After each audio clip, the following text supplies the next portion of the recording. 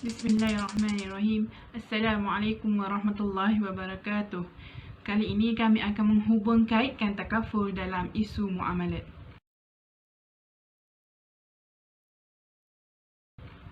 Sebelum itu, izinkan saya memperkenalkan ahli-ahli kumpulan ini. Yang pertama, Siti Fatimah Khairun Nisa binti Roslam, 17 DIB 20F1025. Nurul Nadia binti Nasaruddin, 17 DIB 20F1011. Nur Sofia Solehah binti Muhammad Nizam, 17 DIB 20F1001. Saya sendiri, Nur Ifan Nabila binti Mak Johan Elias Ma'awi, 17 DIB 20F1009. Dan Nur Atira Adwa binti Adnan, 17 DIB 20F103.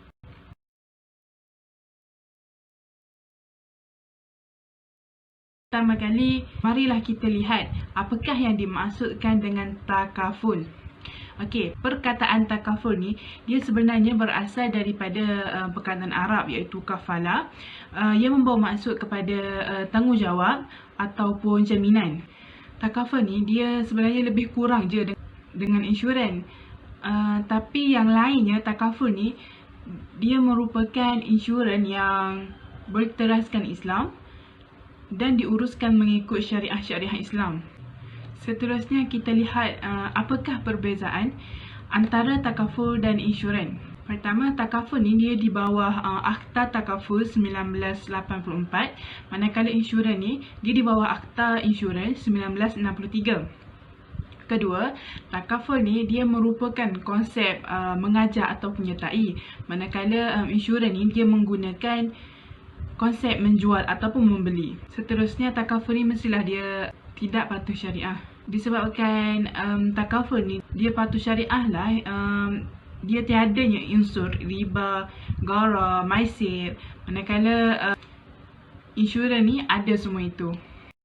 Seperti mana yang semua tahu, terdapat banyak pelan takaful yang ada di Malaysia. Antaranya ialah Takaful Malaysia, Prudential BSN Takaful, Takaful Ikhlas, Etika Takaful dan lain-lain.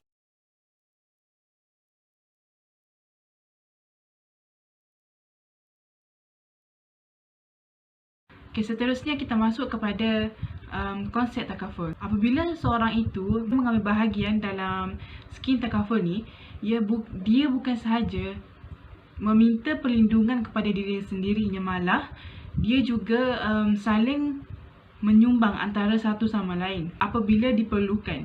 Okay.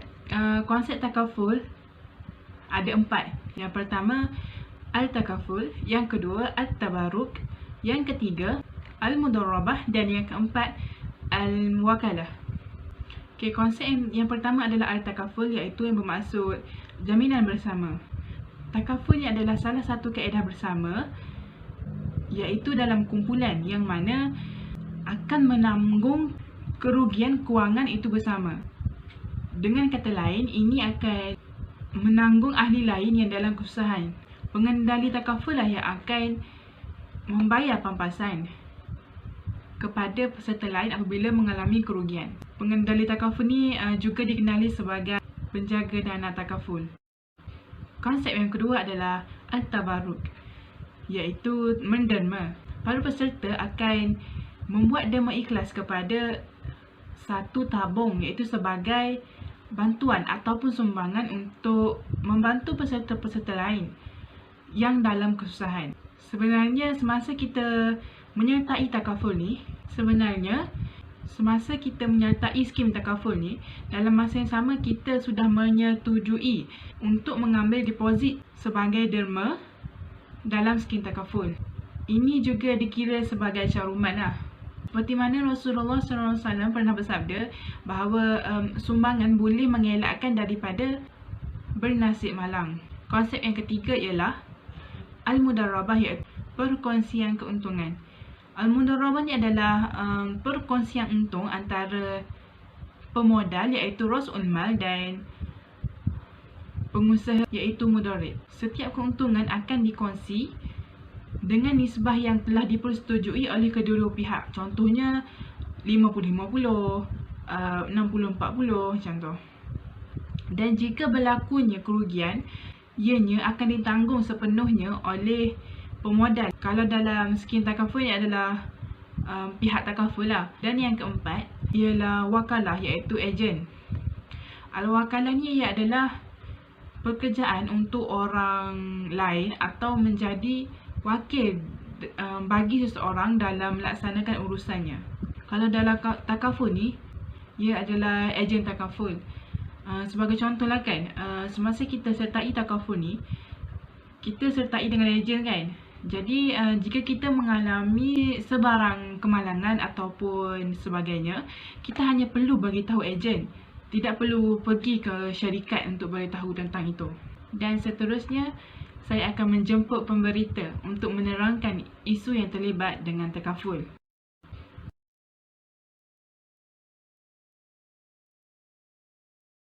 Kini bersama saya, Nur Sofian Saleha binti Muhammad Nizam, nombor matrik 17 DIB 20F 1001. CPJ diminta terus buka kaunter untuk atasi kehabisan pelekat cukai jalan.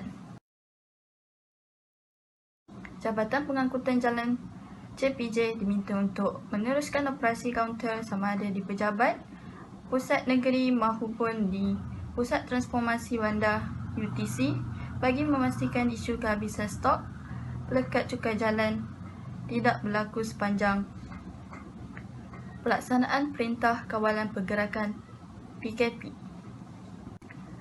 Hal ini kerana kehabisan stok pelekat cukai jalan telah menjejaskan wakil takaful memperbaharui dokumen itu bagi pihak pelanggan mereka. Kekurangan stok cukai jalan itu telah menyebabkan hampir 2,000 ahli persatuan itu terpaksa menggunakan cara lain bagi memastikan pembaruan dokumen itu dapat dilakukan. Jadi, jalan penyelesaian yang dapat dibuat ialah seorang pengerusi wakil takaful Muslim Perwatam iaitu Hishamuddin Aziz berkata bahawa jabatan itu juga disarankan untuk memberikan bekalan jalan secukupnya kepada pos serta pihak MYEG supaya mereka dapat meneruskan khidmat di semua wakil kios di seluruh Malaysia. Menurut beliau, pihaknya turut mencadangkan supaya setiap wakil takaful didaftarkan di pejabat CPJ negeri untuk memudahkan mencetak cukai jalan dengan cara mengikut temujanji di mana-mana kaunter pejabat CPJ. Pihak MYGE ini disarankan untuk melantik dan menambah wakil-wakil takaful untuk memiliki kios dengan menetapkan syarat-syarat yang paling minimum serta CPJ boleh terus membekalkan pelekat cukai jalan kepada perwatam untuk diagihkan kepada ahli-ahlinya. Saya Nurul Nada Pati Nasaruddin dan nombor pendaftaran saya 17 DIB 20F 1011.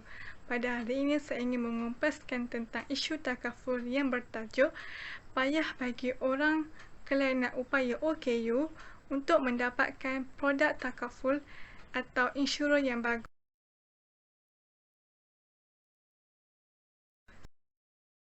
Terdapat 3 isu iaitu yang pertama, syarikat takaful harus memberi pertimbangan tentang kemudahan bagi golongan orang kelainan upaya OKU ini. Yang kedua, sukar mendapatkan produk takaful yang kompetitif untuk golongan OKU. Dan yang ketiga, status rancang takaful untuk anak OKU kurang mendapat pendedahan daripada masyarakat. Dengan ini, syarikat takaful seharusnya memberi pertimbangan sewajarnya tentang aspek ketercapaian atau kemudahan bagi golongan orang kelainan upaya ini untuk mendapatkan perlindungan takaful dan insurans. Tetapi terdapat 3 solusi untuk menangani isu takaful ini.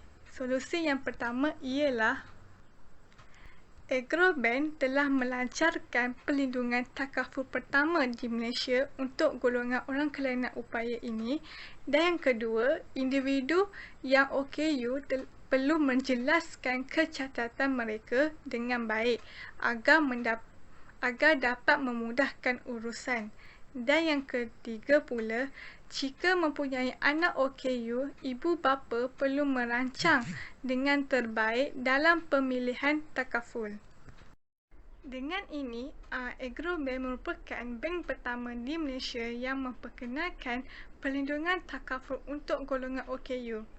Skim perlindungan yang ditawarkan untuk OKU yang berusia daripada 16 hingga 65 tahun ini menawarkan pelbagai manfaat yang menarik dan menyeluruh, termasuk perlindungan kemalangan, kematian akibat kemalangan, kematian akibat penyakit biasa dan juga allowance tunai wad, iaitu akibat kemalangan. Lebih istimewa lagi, Agro Nurani juga menawarkan manfaat perbelanjaan pengkebumian. Sekian sahaja daripada saya. Sekian, terima kasih.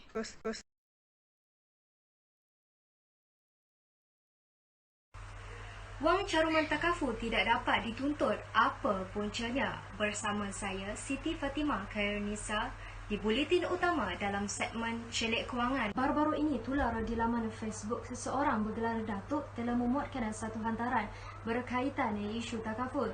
Menurutnya, di dalam hantaran tersebut, beliau meluahkan rasa ketidakpuasan hatinya kerana tidak dapat menuntut wang caruman takaful ketika mendapatkan rawatan di hospital. Hantaran ini telah mendapat pelbagai reaksi dan perhatian warganet. Bagi mendapatkan penjelasan, kami telah menghubungi pakar kewangan Islam, Dr. Fatimah Roslan, untuk mendapatkan jawapan.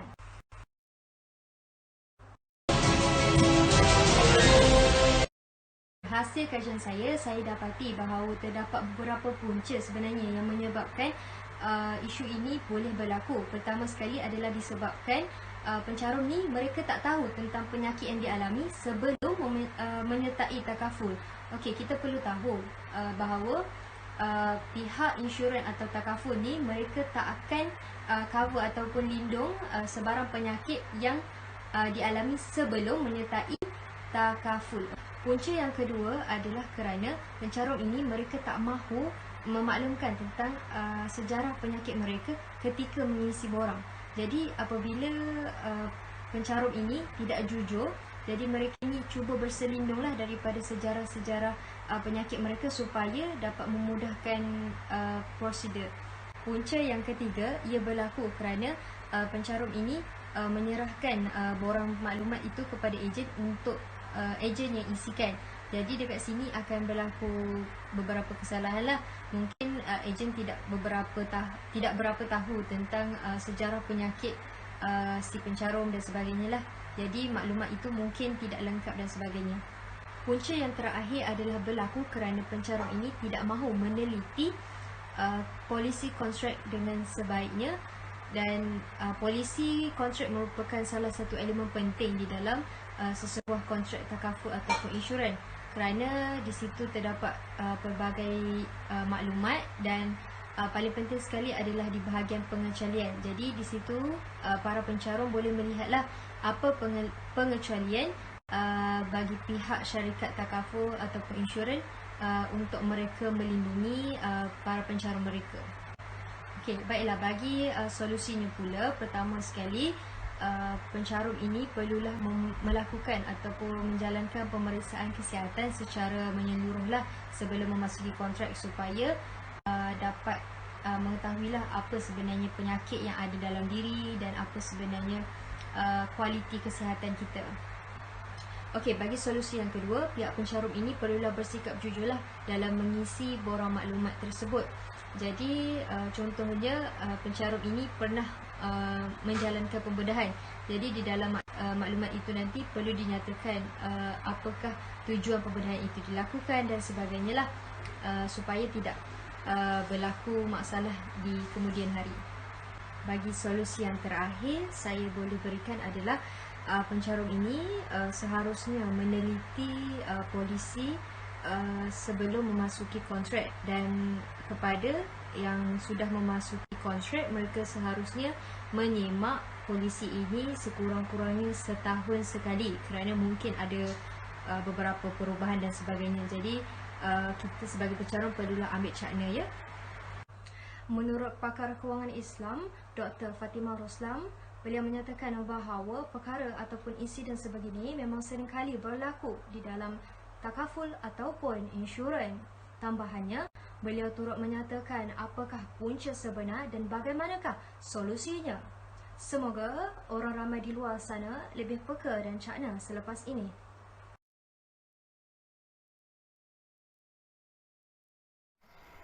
Assalamualaikum dan salam sejahtera.